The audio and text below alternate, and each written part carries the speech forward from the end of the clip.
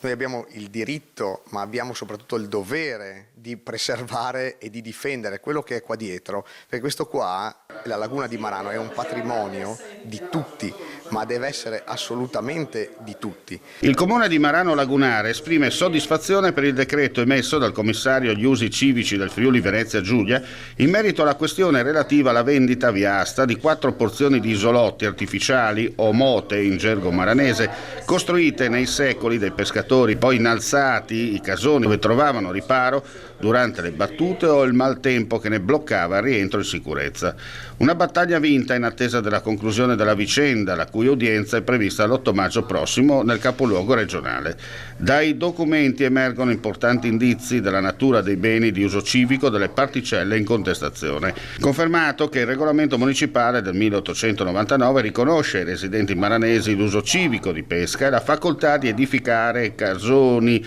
sulle mote e che il successivo bando commissariale del 1966 e la perizia COZ qualificano tali aree lagunare come beni demaniali civici, mai alienati né demanializzati. Tutto questo è un ambiente importantissimo, un ambiente si chiama di transizione, qua si passa dalla terraferma all'ambiente di transizione al mare, un ambiente questo che dobbiamo preservare e difendere con tutte le nostre forze e questa battaglia che stiamo facendo va assolutamente in questo senso. Sui casoni di Marano non si specula, questo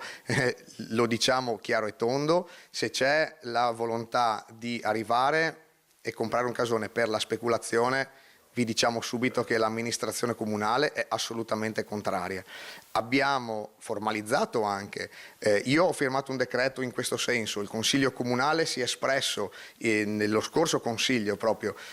approvando all'interno del bilancio del 2026 la valorizzazione di tutte le motte e di tutti i casoni come beni lagunari, beni appunto della